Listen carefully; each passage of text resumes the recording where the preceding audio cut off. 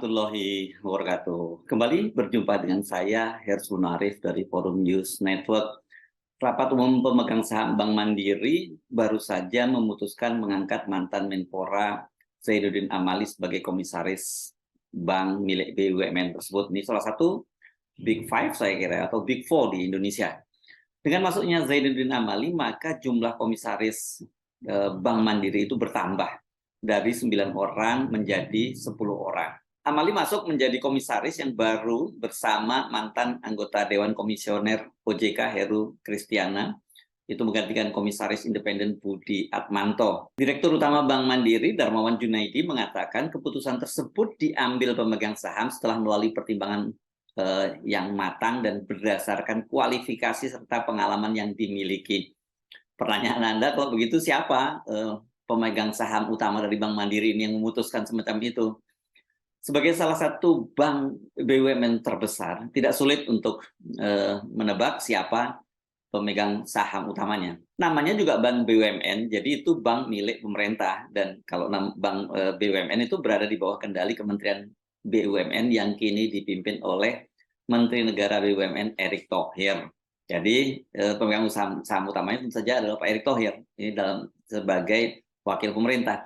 Soal inilah yang kemudian menimbulkan kehebohan.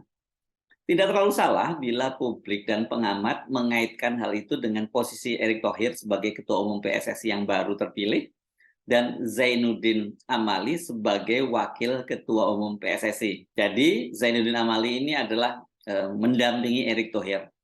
Mau dijelaskan seperti apapun, pasti sulit untuk tidak mengkait-kaitkan posisi keduanya di PSSI. Andai kata Pak Zainuddin Amali itu bukan Wakil Ketua Umum PSSI, apa urusannya kemudian jadi komisaris Bank Mandiri? Toh dia tidak dikenal selama ini track record-nya sebagai orang yang punya pengalaman di perbankan gitu ya. Sebagai Ketua Umum PSSI, Erick Thohir itu berduet dengan Zainuddin Amali ya.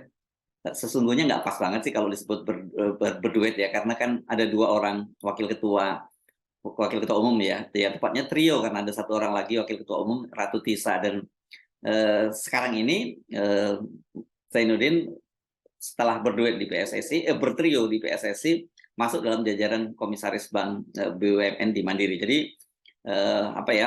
ini banyak sekali sekarang kaitan kepentingan antara Erick Thohir dengan Zainuddin Amali.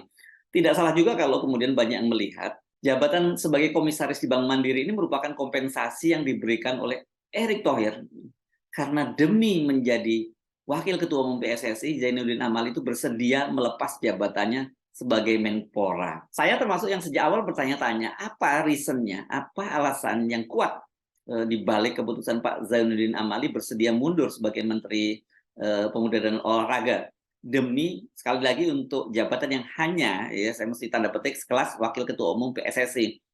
Kalau sebagai Ketua Umum PSSI saya kira itu bisa dipahami ya, karena PSSI ini kan organisasi yang besar, olahraga paling populer di Indonesia dan banyak sekali persoalannya. Jadi seharusnya memang jabatan sebagai Ketua Umum PSSI itu nggak dirangkap gitu, apalagi dirangkap oleh seorang Menteri BUMN seperti Pak Erick Thohir yang BUMN sendiri banyak sekali persoalannya. Dan kita tahu Pak Erick Thohir ini kan sekarang sedang berusaha untuk menjadi capres atau cawapres pada Pilpres 2024. Jadi fokus perhatiannya saya kira tidak lagi kepada olahraga seperti PSSI, bahkan mungkin juga sebagai Menteri BUMN, tapi lebih fokus untuk bagaimana caranya mendapatkan tiket untuk menjadi calon presiden atau calon wakil presiden pada Pilpres 2024. Sekarang kan sudah tahun-tahun politik dan untuk maju menjadi capres atau cawapres itu waktunya tinggal hitungan bulan. Itu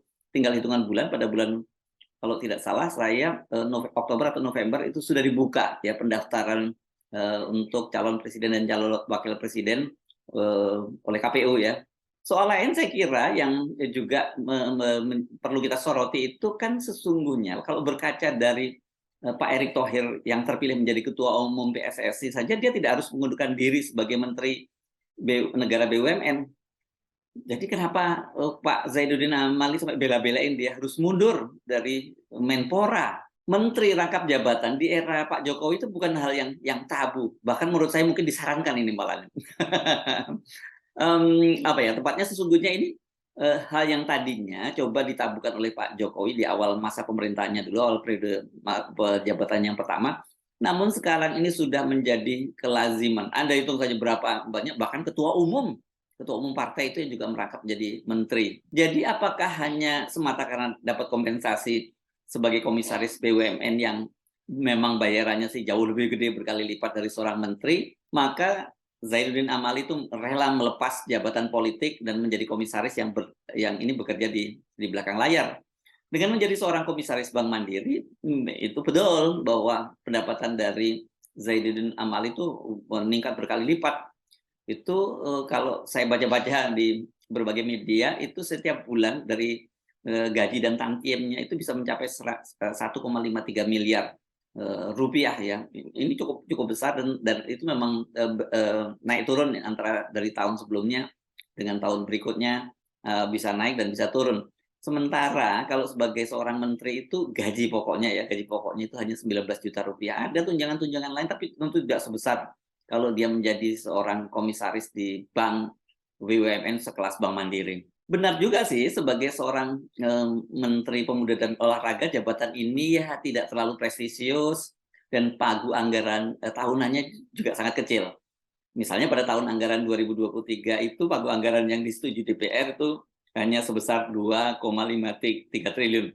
Pagu anggaran itu tidak berbeda jauh dari tahun 2022 ya, sekitar 2,5 triliun juga. Ini sebagai perbandingan ya, dengan anggaran Kementerian Pertahanan yang paling besar ini. Kementerian Pertahanan itu setiap pada tahun 2023 ini pagu anggarannya itu sebesar 131,93 triliun. Ini berapa kali lipat ya? Lebih dari 56, 70 kali lipat, 60 kali lipat ya dibandingkan kira-kira 50 atau 60 kali lipat lah dibandingkan pagu anggaran Kementerian Menpora. Jadi dari situ saja kelihatan benar walaupun sama-sama menteri ya beda kelas lah kalau seorang menteri pertahanan dengan Menpora gitu ya. Ini jangankan dengan kementerian, dibandingkan dengan lembaga seperti Komisi Pemilihan Umum saja, itu pagu anggaran Kementerian Pemuda dan Olahraga itu sangat kecil. Komisi Pemilihan Umum itu pagu anggarannya tahun ini mencapai 15, sekian triliun. Di masa Orde Baru, jabatan Menpora itu memang jabatan sekelas menteri muda ya, ini semacam menteri, magang menteri gitu ya, belajar menjadi menteri, itu orang jadi Menpora. Nah, kalau sekarang rupanya ini dinaikkan kelasnya sama dengan menteri, tapi tetap saja dengan anggaran dan tentu saja kewenangan-kewenangan juga yang sangat terbatas. Tapi jangan lupa loh, dengan jabatan sebagai seorang menteri, Zainuddin Amali itu berhak menikmati berbagai fasilitas dan protokoler sekelas menteri. Beda dengan seorang komisaris. Komisaris itu jelas protokolernya dan standar-standar fasilitas lainnya ya tidak sebesar direksinya gitu ya. Jadi saya menduga ini ada deal-deal besar lainnya antara Erick Thohir dengan Zainuddin Amali. Jabatan komisaris ini hanya bagian awal dari paket deal politik keduanya. Ini semacam down payment sajalah gitu ya. Tapi soal ada tidaknya paket besar deal politik antara Erick Thohir dengan Zainuddin itu sebenarnya bukan urusan kita, itu urusan Erick Thohir dan Pak Zainuddin Amali kalau kemudian ada deal-deal semacam itu. Jadi itu adalah urusan pribadi. Tetapi yang jadi urusan kita kalau kemudian ternyata deal politik antara Erick Thohir dengan Pak Zainuddin Amali itu melibatkan ya tadi itu melibatkan dalam hal ini jabatan-jabatan di dalam pemerintahan. Yang jadi urusan kita ini bagaimana mungkin jabatan di BUMN itu sangat terkesan dijadikan semacam properti pribadi Pak Erick Thohir, bisa digunakan untuk barter-barter politik, deal-deal politik seperti dalam kasus komisaris Bank Mandiri ini. Coba bayangkan ya, demi menempatkan Zainuddin Amali sebagai komisaris itu Pak Erick Thohir itu rupanya sebagai pemegang saham memutuskan harus menambah jumlah komisarisnya di Bank Mandiri dari 9 menjadi 10 karena yang keluar 1, yang masuk 2. Saya menduga ini yang 1 itu betul-betul profesional di bidang perbankan karena berasal sebelumnya dari OJK, sementara Pak Zainuddin Amali ini ya orang yang ditempatkan lah begitu diberi jabatan. Ini kan dengan menambah jumlah anggota komisaris berarti anggaran gaji Bank Mandiri itu juga bertambah. Belum lagi juga penambahan fasilitas-fasilitas lain sebagai seorang komisaris. Belum lagi kalau soal dikaitkan dengan apa kompetensinya Pak Zainuddin Amali dalam sektor perbankan. Ini saya kira patut kita pertanyakan karena bagaimanapun ini bank milik usaha negara, bank milik negara loh ya. Ini ada uang rakyat di situ. Nggak usah berdebat deh bahwa uang dari BUMN itu udah dipisahkan dari kekayaan negara. Tapi tetap saja kan kita melihat dalam prakteknya banyak sekali BUMN, terutama di BUMN karya sih, saya kira itu yang terus mendapat suntikan dari pemerintah dan anggarannya itu diambil dari anggaran APBN dan itu berarti adalah duit rakyat. Nah, kalau melihat karirnya ini Pak Zainuddin Amali ini dia adalah seorang pengusaha dan politisi, jauh dari urusan perbankan. Ya mungkin kalau ada urusannya dengan perbankan, waktu itu dia sebagai pengusaha mungkin butuh biaya untuk bisnisnya dan sebagainya, dia berurusan dengan perbankan. Tapi bukan seorang ahli perbankan. Jadi apa dong reasonnya sehingga dia diangkat menjadi komisaris salah satu bank terbesar di Indonesia ini? Coba simak penjelasan dari staf khusus Menteri Negara BUMN Arya Sinulinga. Ini kelihatannya kepada wartawan karena bahasanya bahasa gaul banget ini. Dia bilang begini, lu tanya kapasitasnya. Beliau juga profesor, bro. Jangan tanya kapasitas beliau mah, itu kata Arya. Kalau masalah anggaran, beliau itu juga pernah jadi menteri. Kalau cuma pengawasan mah gampang. Kapasitas beliau itu sudah mumpuni. Arya juga menjelaskan, Amali itu bukan lagi pengurus partai politik. Nah, mari kita bahas satu persatu ya argumen dari stafsus menteri tadi. Soal menteri, setelah pernah jadi menteri, benar, Amali memang seperti kita bahas belum pernah menjadi Menpora. Tapi soal profesor, apakah semua profesor paham soal keuangan dan perbankan? Kalau kita lihat riwayat pendidikannya, pria kelahiran Gorontalo 15 Maret 1960 itu, rupanya dia baru ulang tahun ya, tanggal 15 ya. Jadi sekarang usianya 63 tahun. Jadi balik lagi ke soal riwayat pendidikan. Dia itu adalah lulusan sebuah sekolah tinggi ekonomi swasta di Jakarta bernama Setie Swadaya. Anda pernah dengar namanya? Kalau belum pernah dengar, saya kira wajar karena ini tampaknya memang bukan perguruan tinggi swasta yang terkenal dan besar gitu di Jakarta. Namun setelah lulus dari ST Swadaya itu dia melanjutkan ke Magister Bidang Kebijakan Publik di Universitas Mustopo Beragama di Jakarta. Dan kemudian dia mengambil gelar doktor bidang ilmu pemerintahan di IPDN, Institut Pemerintahan Dalam Negeri. Nah, soal gelar profesor, pada tahun 2022, dia itu mendapat anugerah gelar profesor kehormatan dari Fakultas Ilmu Keolahragaan di Universitas Negeri Semarang. Jadi gelar profesornya itu bidang olahraga, bro, bukan perbankan. Gelar kehormatan itu juga, sebenarnya ini bukan gelar loh ya, itu jabatan nih, ini jabatan akademis ya, ini orang sering salah membedakan antara profesor dengan profesor ini sebagai jabatan dan sebagai gelar. Jabatan itu, jabatan kita harus nyebutnya begitu. Jabatan itu tampaknya dikaitkan dengan posisinya sebagai Menteri Pemuda dan Olahraga. Soal jabatan sebagai profesor itu, saya kira kita perlu beri catatan bahwa profesor kehormatan ini saat ini itu banyak dipersoalkan.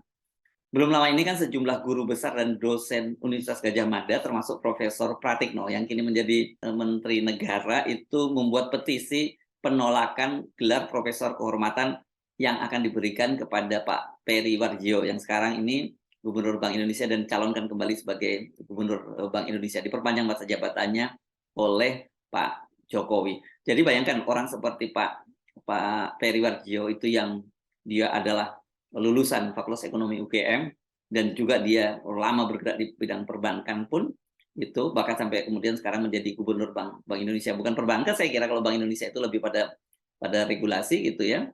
Itu pun ditolak gelar kehormatannya karena menurut mereka itu nggak untuk diperjualbelikan gelar profesor kehormatan. Begitu juga saya kira gelar profesor ini atau jabatan profesor ini bukan untuk justifikasi juga. Dalam kasus Pak Zainuddin Amali ini rupanya mau digunakan sebagai justifikasi. Oke, kalau kita terima, oke dia profesor, tapi profesornya profesor bidang olahraga bukan bidang perbankan. Nah, bagaimana soal jabatan dia di partai politik?